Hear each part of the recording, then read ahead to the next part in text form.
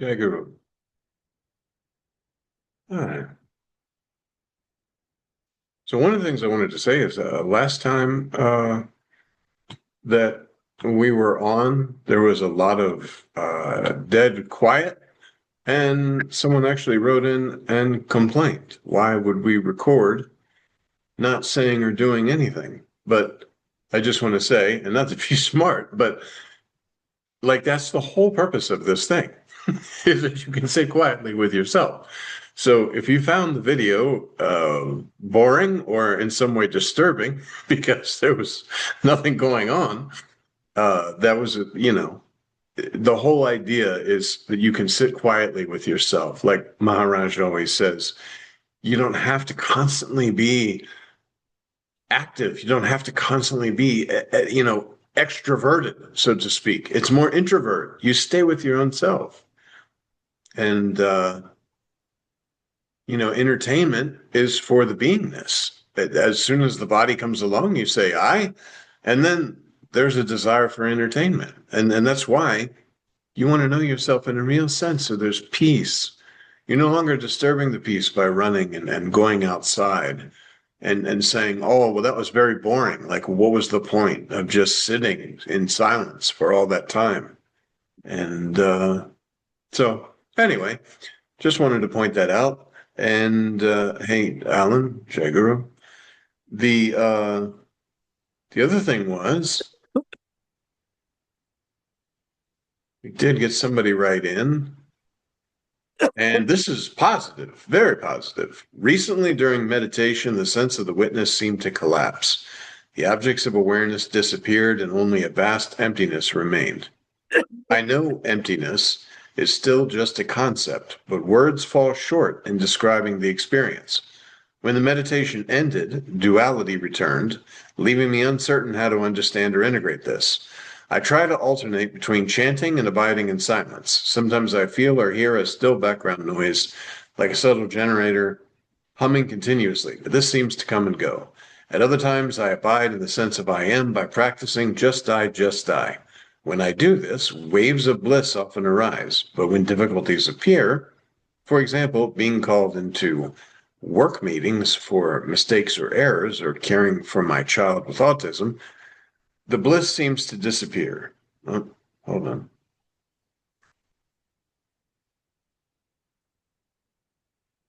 Wow. Hello? Yeah. What was that recording? I just realized my headphones were off. Could you hear me? I can. Okay, but could you hear me before? Oh, I just got on. I wasn't getting it through on Firefox. I had to open up a Microsoft to get in. Okay, okay. Alan, were you able to hear or no? Yes, Okay, all right. And before I just spoke. yes, Okay, yes, yes. Everything. It's because I am okay, on with my iPhone right now. I don't. okay, I hear you well. okay, okay. So yeah, I was reading a letter that I got in. It said I would be grateful for your guidance on both the role of the Nam in my practice and how to relate to such experiences. So this is someone who's writing in saying that the sense of the witness seemed to collapse. They really can't explain what it is. They say it's emptiness, but they can't really explain what it is. It's just a feeling of nothing, really. And this is the Nam. As you're practicing the mantra and you're sitting with yourself, the sense of the witness does collapse. That's what we're talking about when we say this sense of existence has appeared to that you are. When this sense of existence sort of collapses, you're closer and closer and closer to your own selfless self. Yeah. And when you're saying then, oh, okay, well, I'm going about my other duties, and then suddenly I'm in my office or something's happening, and I lose that and I want to be there, well, then that is when I would say the mantra would come in. And I had spoken about this a long time ago about when I was in India. Every time with the food poisoning, and also the beautiful thing was going into the showers in the morning. Sometimes it was freezing cold water, sometimes scalding hot water. So you'd go in, and it's like 4 a.m. before the Kakadarate, the very early morning bhajan. And with mantra, you're able to get through the experience without creating an experiencer experiencing. So therefore, no good experience, no bad experience, just motion. And so that impressed in the beginning of, oh, so this is whenever something is coming up and I start to have body consciousness, meaning I'm conscious of myself as something, mantra, because the whole idea is the body consciousness. Mantra will slowly, silently, and permanently erase the concepts, and the fire is burning bright. That presence, that you are. So, yes, it's quite natural. And I would say it's very good progressive steps to be in meditation and lose the sense of the witness, because that body consciousness is not there. You're not, because if you're in meditation and you're just paying attention to the flow of thoughts, then you have a body consciousness of, I am meditating. Oh, my mind is very busy. Or then the opposite of that is, oh, great joy. I'm meditating and my mind is not so busy. But still, that's the body consciousness. You're sitting as a body meditating, and there's no experience of anything other than body, mind, ego, intellect. Yet you, the you that you are, all these are just layers. So as you're in meditation and that kind of snaps, oh, the sense of the witness is gone. That's because the body consciousness is now, this flowing along with thoughts is no longer occurring. Awareness of awareness, consciousness with consciousness, presence with presence, I am with I am. So there is no layer. And now you say, oh, but when I'm in my day-to-day, let's say there's traffic or I have to wait in line, or when my manager is telling me I'm not doing a good job, or even if he's telling me I'm doing a great job, it starts to bubble, this body consciousness, this sense of being a body, being congratulated, being something in a world. And that is the most perfect time just to sit, mantra, mantra. And there will come a time as you're walking around and that this body consciousness becomes less and less and less and less and less. Then, of course, the next little thing is going to be almost like congratulating yourself and trying to see how long I stayed as myself. But this is not needed either. So mantra, these thoughts, as Maharaj spoke very beautifully, a broom, these leaves, let's say the door is open. This is the body consciousness. Leaves come in. Now, I can complain about the leaves, or I can start to rearrange things, or just sweep. Mantra sweeps the leaves right out the door. That's it. Sweep the leaves right out the door. And there's not going, a lot of times people might say, well, then you're creating duality. No, you've already created duality in your mind by sitting there and trying to identify as something that something's happening to. Oh, I'm in this meeting and it's not going well. And everybody's asking me about my projects. And, I was at home sick for a couple of days and this is just so terrible. But mantra, and you will start to discover too, that the you that you are, the formless you that's using this body form, that's seeing through these eyes, everything's going to be just fine. Because you're no longer creating time and space and all these concepts and flowing along with the concepts, enhancing body consciousness to the point where you can't hear anything else except your body consciousness screaming at you that you're not doing a good job or that you're doing a very good job.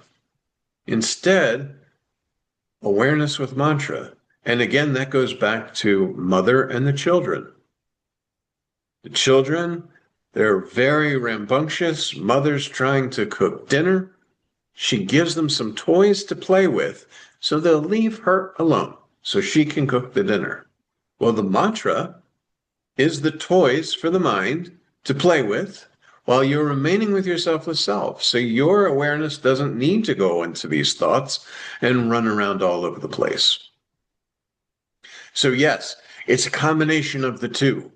Whenever body consciousness is arising and you're saying, oh, I'm in this situation, or oh, I'm stuck in traffic, mantra.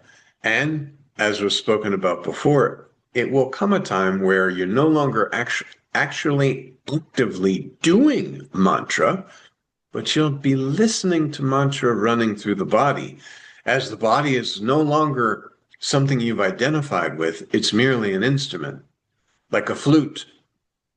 You know, the air is going into the flute and all these nice sounds are coming and all this sort of thing.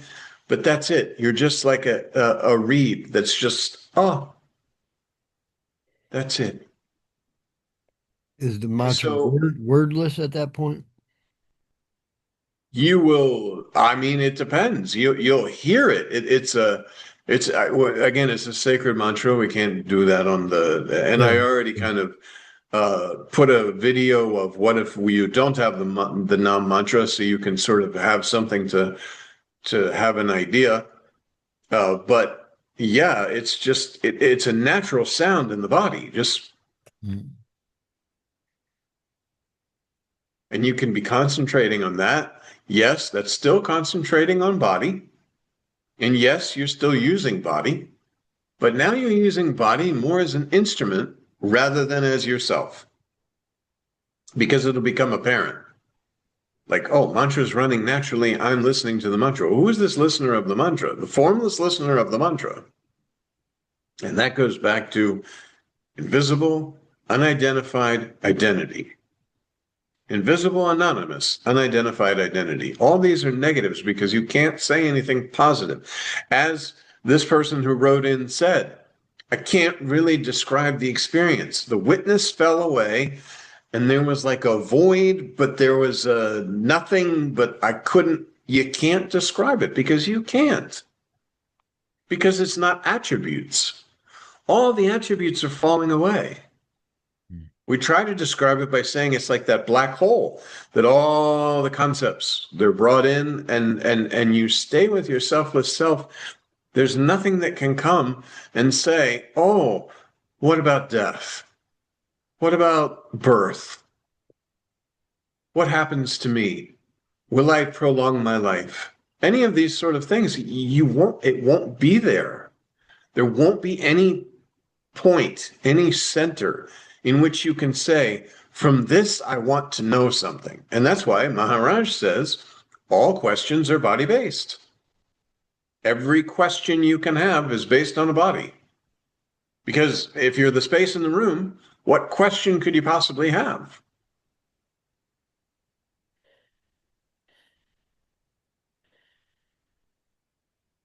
You could call it presence.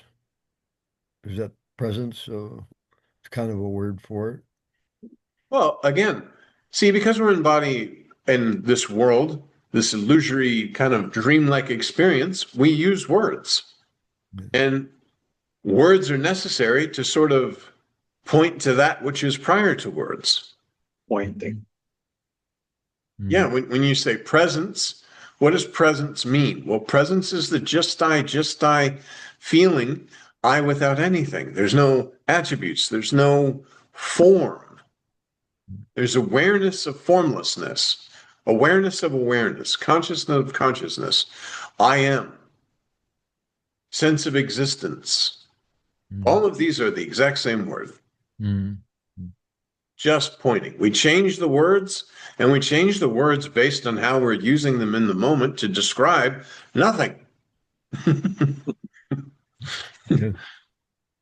You say, oh, you sit in meditation and the thoughts are coming and you don't flow along with the thoughts, you begin your mantra. Mantra meditation erases the thoughts. After a time, there's no thought, it's just you. And there's an emptiness. We call that emptiness. Well, what's the emptiness? Well, emptiness will be coming through the body form as a sense of presence. What's presence? Just I, just I. Well, wait a minute. Nisargadatta Maharaj said that Siddharmeshwara Maharaj told him to remain with the I am. Yes, just I, presence is I am. the existence, the sense of existence. Or now we can do another way. Siddhartha Maharaj also named presence the knowledge. Oh, you have the knowledge. And knowledge is not in body-based knowledge. Knowledge is the knowledge of existence, which is presence, which is I am, which is consciousness. Then we say the objects in consciousness. The objects in consciousness can be thought, or they can be the body forms that you're visibly seeing walking around in the waking state. Those are the objects in consciousness.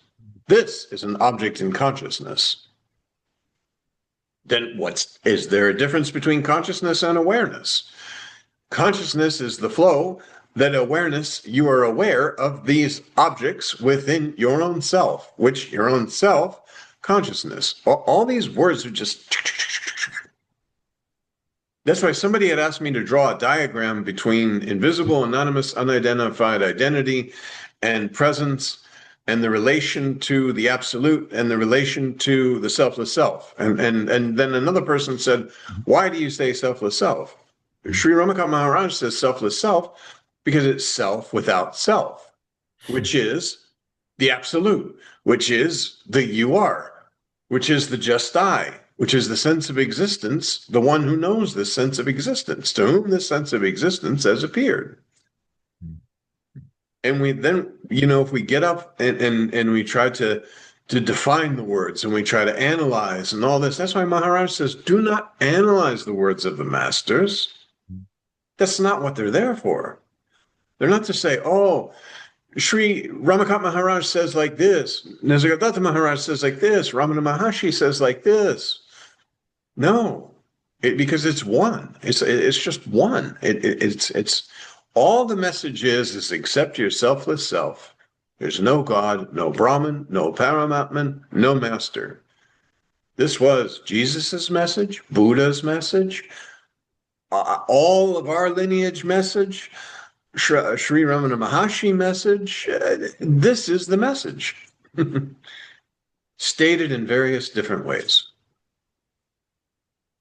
Balseb Maharaj said the same thing. He went a roundabout, and for the time. See, that's another thing too.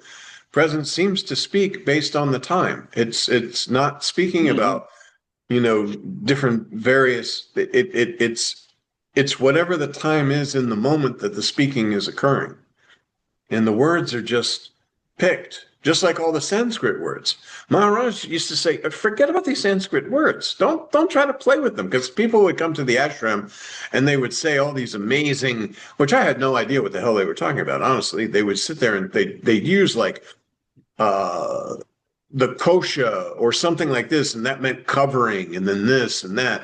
There were a lot of people that got held up in the ashram about saying the words specifically right. And interestingly enough, something in me just said the rhythm, the movement, the rhythm, the bhajan. It's not necessarily to say every single word and try to pronounce it correctly and all this.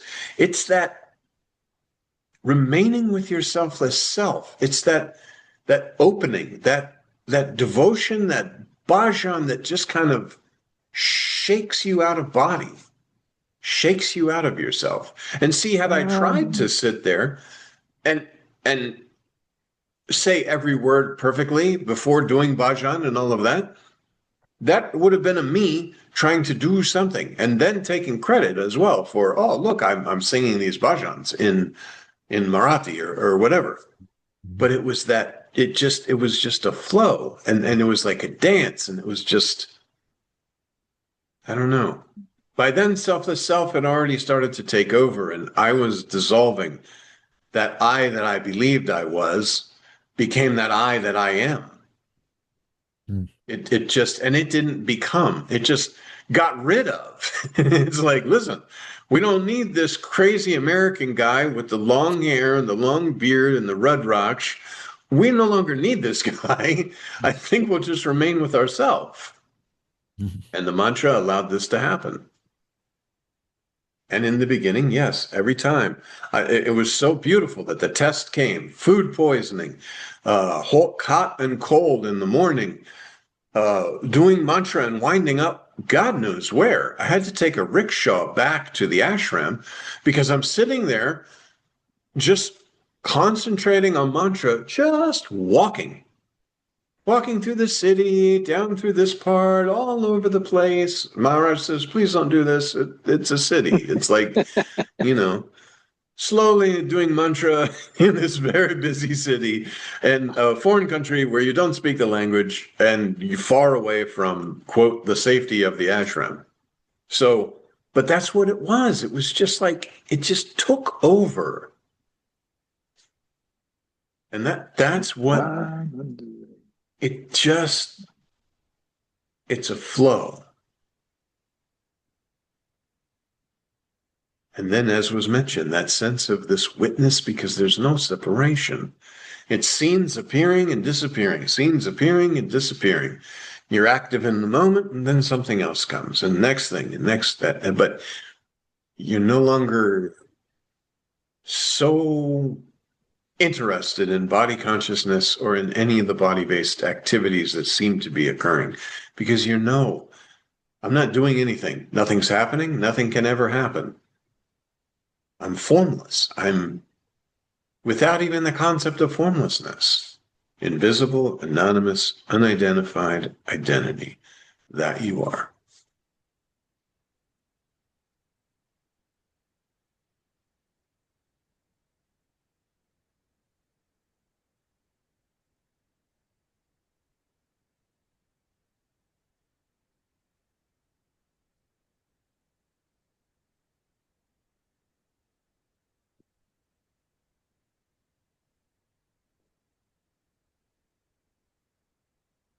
One time, you mentioned, uh,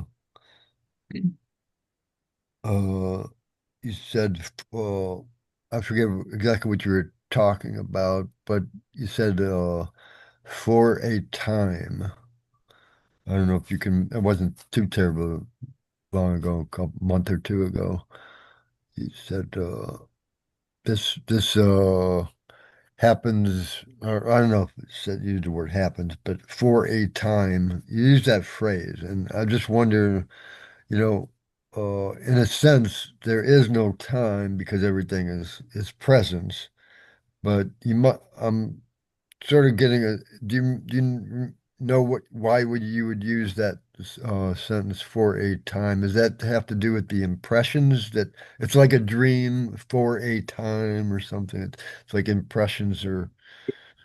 I think time is here.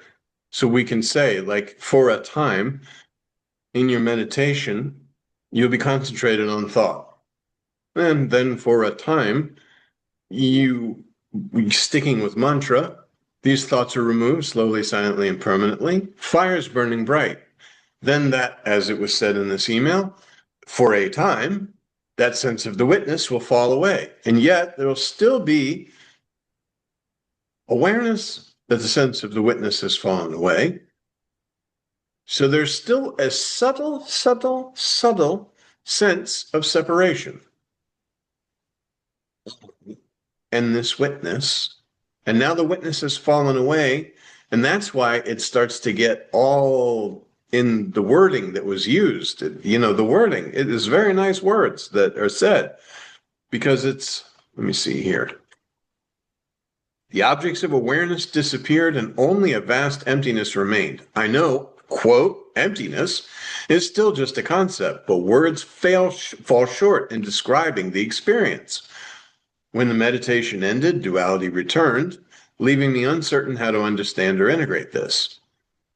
And that is, again, for a time, this could possibly be, the more you remain with your selfless self, the more, like it was said when he's in his everyday activities, he gets caught up. So, mantra.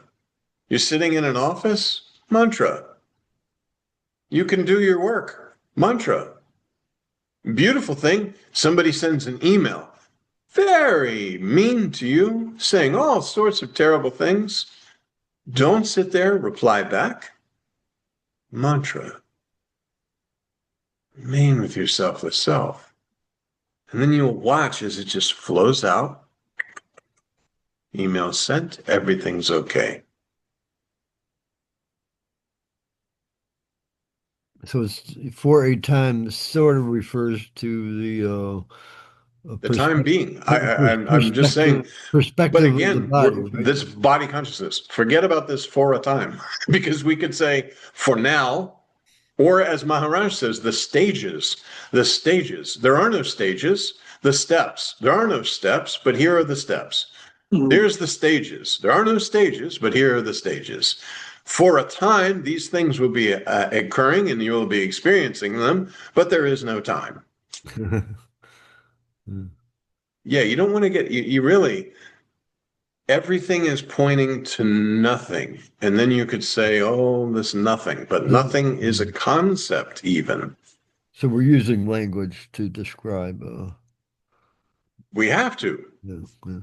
Otherwise, the person will write in and complain that he watched the video and there was no language being used.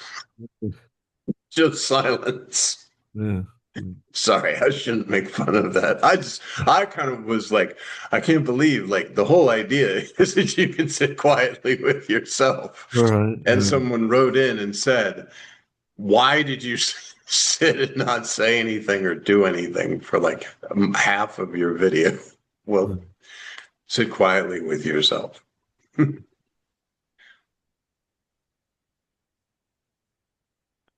that's where it's at, man. Yeah, I mean, when you're with your selfless self, that's it. And the body consciousness is no longer interesting. And you could say, again, for a time, presence, the selfless self intoxication, that's like the reward. As Maharaj says, the baby who's crying, and then they put a little milk on his lips, and okay, now he's satisfied. Well, this little reward, so to speak, of remaining with your selfless self and mantra, the byproduct, even as this person in the email spoke about, oh, it's a lot of bliss. Yes, that's the selfless self intoxication and the small reward that for a time you'll chase. Because as you're still believing yourself, even subtly, to be something, that is a big incentive.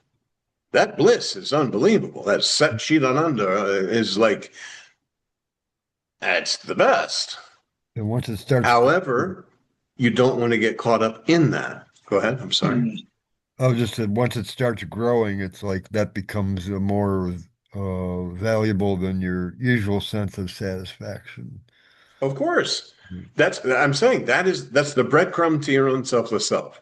That selfless self intoxication is the reward that you'll get. And then you'll find that the more you seek that, it's like, oh, okay. You're not chasing. You're still going out. You're not introvert yet. You're still going out because now you're chasing this beautiful bliss. You're chasing and you're saying, oh, sometimes it's bliss, sometimes no bliss. How do I get more bliss? Oh, you remain with your selfless self. Then, oh,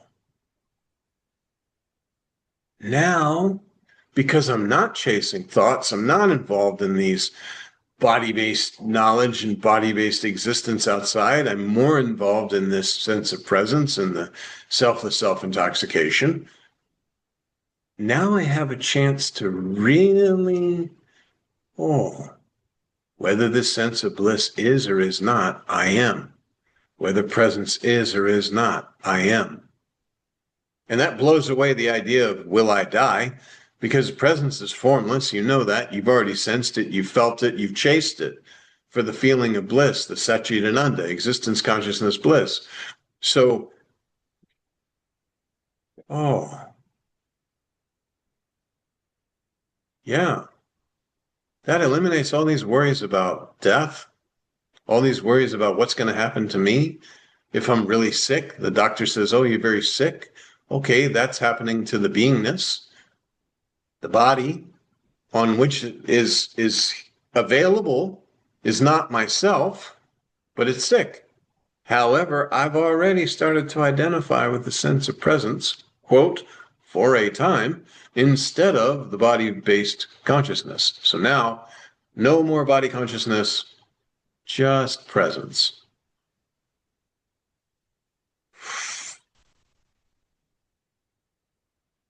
Whether presence is or is not, I am. and on the entire, whole world appears on presence. And yet, presence, whether it is or is not, I am.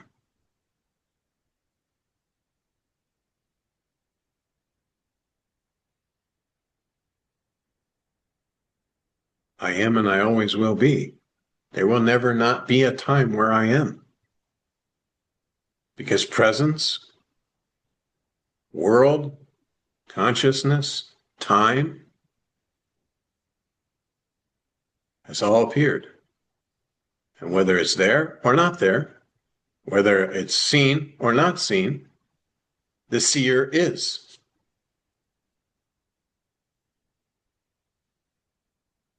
Sri Ramakant Maharaj says, remain with the seer and not with the seen.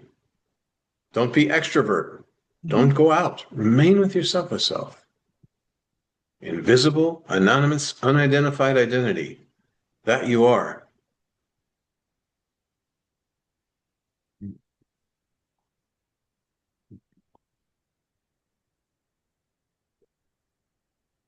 A lot of times it doesn't mean a lot to me when I'm not feeling it, but once I do start feeling it, the sense of what you're talking about, then it becomes very clear, and it's like, yeah, you're describing it very well. It's like two different worlds, almost like that they can be sort of cross each other off.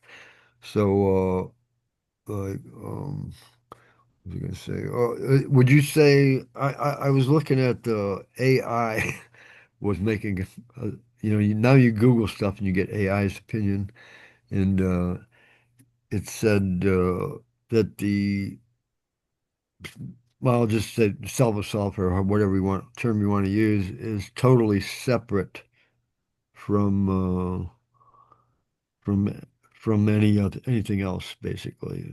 Is that a way of putting it? It's totally Yeah, separate. self without self. In order to have an experience, you need a self. So there's no experience, no experiencer. Yeah. In order to have a world, you need a self. And this selfless self. But there's nothing Again, the there to be presence. there's nothing there to be separate, but still it's a term. I guess we're using words. I don't know. Well, it's an appearance. It's just like the most perfect example. If you just like dream, body lays down, Yeah. all of a sudden, no sense of existence, right? We call this deep sleep. Now body consciousness arises, which then creates a dream world automatically. I exist. Boom. Spontaneously, this amazing dream world is created, populated with all the people, everything, including a you. And a body form is available for you to use to experience the dream. It's All the people you meet in the dream impressions. are your own self. Impressions. What is a good word for it, right? Impressions. I mean, all the people in the dream are your own self. All the animals in the dream are your own self. The entire storyline in the dream is your own self. It all came out of you. Mm. You know this because when you wake up in the morning, you know that even in a dream, if you were able to knock on something, or you were able to drive or swim or fly or any of those things, you know it came formlessly. Form was created formlessly, and because of identification with the body, the seeming materials of the five elements became impressed. I'm real. This is real. When you wake up on the other side, it could not be real. Mm. And yet the you that you are is not waking up. The you that you are is formlessly creating that dream with dream consciousness, creating this waking consciousness, and dream and consciousness and waking consciousness, one and the same, just consciousness. And the awareness of both is the you that you are. Because there's object in your awareness, objects to be aware of. When there are no objects, there's awareness, but nothing to be aware of. And therefore we call it nothing. Because what else would you call it? The absence of everything. Mm. but it's not nothing either. Uh, It's the ground, I guess you'd say, the background, yeah. but even you can't say that because background, then you think, oh, it's here and all these things are on top, but formlessness. You'd have to think, maybe AI could help us think in like 13 different dimensions, basically, because it's all around, within. We use all But these it's words within, but there's no contradiction. within and without. All these are again related to body. Extrovert means going out. Well, going out from what? Going out from the perspective, the center that I believe myself to be at first, for a time, will be body. And then it will be, there's no center. As was mentioned in the email, the sense of the witness fell away. So if the sense of the witness falls away, then there's no longer a center to say, from here I observe. No, it's just everything. And that's why the only way I can explain it, and I've tried to explain many times, scenes appearing and disappearing. It's not a, there's no flow of time. There's no scenes appear and disappear, appear and disappear, appear and disappear. As Maharaj says, it's like being on the train. On the train, you look out the window, everything's moving by, and you see all these scenes. You're not moving. Mm-hmm. When you have no center, there's nothing. But you can't say nothing because still, knock, knock on the door. Who's there? Nobody's there. But somebody has to be there to say nobody's there. The sense of existence appeared. To whom did it appear? You. But not the you in the body form. The sense of existence is prior to the body. Or you could say is like they talk about fire and or the match stick, strike, fire is there. So it's like a,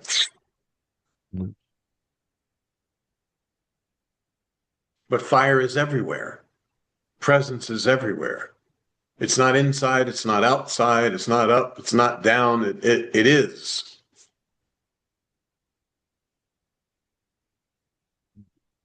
And that sense of existence can be felt because you're holding a body form. Oh, sense of existence. Otherwise, no body form, formless. How can formless feel? How can formless be aware if there's no form? Awareness of awareness is nothing. Objects in awareness, objects in consciousness, then you can say, oh, there's something. But again, something comes out of nothing, appears for a time, and is nothing. It always was nothing, but something appeared.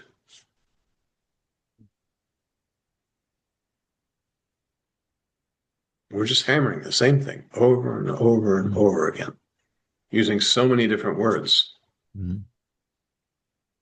And just like Sri Ramakant Maharaj tried to never go down the rabbit hole of like Advaita, or go down the rabbit hole of Marathi, or go down the rabbit hole of any spiritual words or spiritual jargon or any of these things, it's the same. You explain it simply and plainly.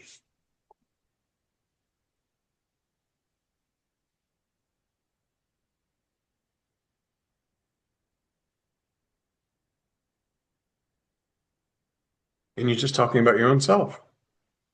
Everything that's stated is just, you don't want to say experience of yourself, but you would say that the day-to-day goings on of being yourself.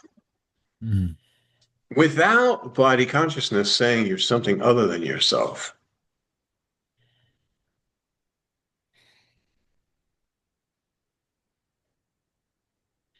Because body consciousness it's like crushes you into believing you're this limited form.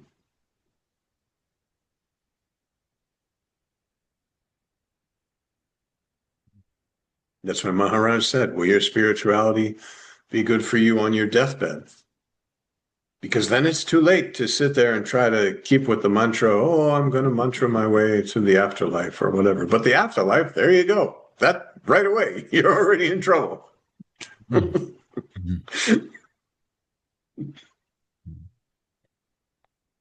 Mhm.